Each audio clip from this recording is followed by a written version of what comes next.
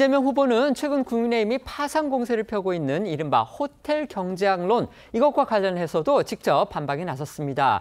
지난 19일 유세까지만 해도요, 이 호텔 경제학에 대해서는 공개적인 언급을 자제하는 듯 했는데 이틀 전부터는요, 이해를 못하면 바보다, 이런 아주 격한 표현까지 쓰면서 날을 세우고 있습니다. 네, 지난 20일 경기 파주 유세에서는요, 정부 정책이란 돈이 돌게 하는 거라며 승수 효과를 모르는 바보들이 있다고 했고요. 어제 인천 유세에서도 100만 원이 있더라도 그게 멈춰 있으면 불경기라며 10만 원이라도 돈이 이 집 저 집 왔다 갔다 하면 100만 원이 되는 것이고 경제가 활성화되는 거라며 그걸 이상하게 꼬아서 이해하면 바보고 곡해하면 나쁜 사람이라며 재차 반박에 나섰습니다. 또 오늘 민주당 조승래 선대위 수석 대변인은 호텔 경제학을 두고 제기된 실효성 논란에 서민경제 활성화 방안이 무엇인지 고민하는 속에 나온 경기 진작 방안일 뿐 호텔 경제학이든 짜장면 경제학이든 상관없다고 말했고요. 우상호 공동위원장은 일반 국민은 호텔 경제학이 무슨 소린지 전혀 못 알아들으시는 것 같다면서 국민들이 잘못 알아들으면 쟁점이 아닌 거라고 주장하기도 했는데요. 이 후보 목소리 듣고 오겠습니다. 진짜로 못 알아듣는 거예요? 못 알아듣는 척하는 거예요? 다른 사람도 못 알아들으라고 선동하는 거예요? 10만 원이라도 돈이 이 집 저 집 왔다 갔다 몇 번 돌면은 그게 10바퀴 돌면 100만 원 되는 거다. 그게 경제가 활성화되는 거다. 이 얘기하려고 설명을 좀 했더니 그거를 이상하게 꼬아가지고 이해를 못하는 거라면 바보고 곡해를 하는 거라면 나쁜 사람들이죠. 이런 이 후보의 발언에 오늘 국민의힘에선 국가 경제에 대한 이 후보의 무지와 국민을 내려다보는 오만함이 그대로 드러났다는 비판이 나왔습니다. 김혜지 선대위 상근 부대변인의 논평을 통해 이재명 민주당 후보는 이제 막장에 다다랐다며 정책 비판에게 막말로 불편한 현실 앞에선 훈계로 은수하며 국민 위에 군림하려 한다고 주장한 건데요. 여기에 어제 개혁신당 이준석 후보 역시 이 후보의 발언에 대해 굉장히 고압적이고 권위주의적이라고 비판했습니다. 관련 목소리 듣고 오시죠. 못 알아들은 바보다 뭐 이런 식의 접근을 하는 거는 이건 굉장히 고압적이고 권위주의적인 그런 어떤 정치를 하려는 것이 아닌가 하는 생각을 하게 됩니다. 돈이 돌기만 하면 경제가 성장할 수 있다는 것은 과거 사회주의 국가들이 내세웠던 유토피아입니다. 어제 이재명 후보의 유세 발언 중에서는요, 나라 빚내면 안 된다는 건 무식한 소리다, 이렇게 주장한 것도 논란입니다. 정부의 적극적인 재정 확대 필요성, 이걸 주장한 그런 취지로 들리는데요. 하지만 이걸 두고서 국민의힘 공세가 거셉니다. 어제 인천 유세에서 재정 정책과 관련해 발언을 하던 이재명 후보는 참 한심한 이야기가 있다며 나라가 빚을 지면 안 된다는 건 무식한 소리라고 말했습니다. 그러면서 우리나라 1년 국내 총생산이 2,600조 원인데 빚이 1,000조 원이면 국가 부채는 50%가 안 된다.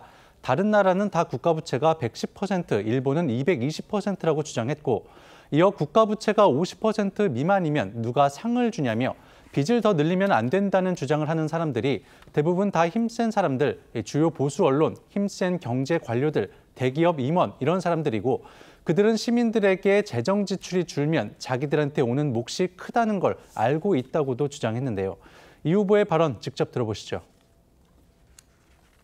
참 한심한 얘기가 또 있는데 나라 빚이 1,000조 원이 넘었다는 둥 이런 소리 하면서 절대 나라가 빚을 지면 안 된다는 이런 무식한 소리 하는 사람들이 있어요. 코로나 때 경제가 죽으니까 다른 나라는 빚을 지면서 국민들을 지원해 줬어요. 그런데 우리나라는 국민들한테 공짜로 주면 안 된다는 희한한 생각 때문에 그냥 돈 빌려만 줬어요. 자영업자고 민간이고 다 돈 빌리는 바람에 다 빚쟁이가 됐다고요.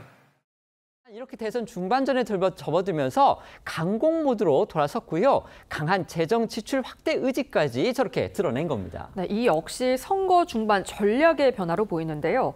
하지만 국민의힘에선 이런 이 후보 발언에 국가를 책임지겠다는 사람이 할 말이냐며 퍼주는 정치는 달콤하지만 결과는 빚더미라는 비판이 나왔고요.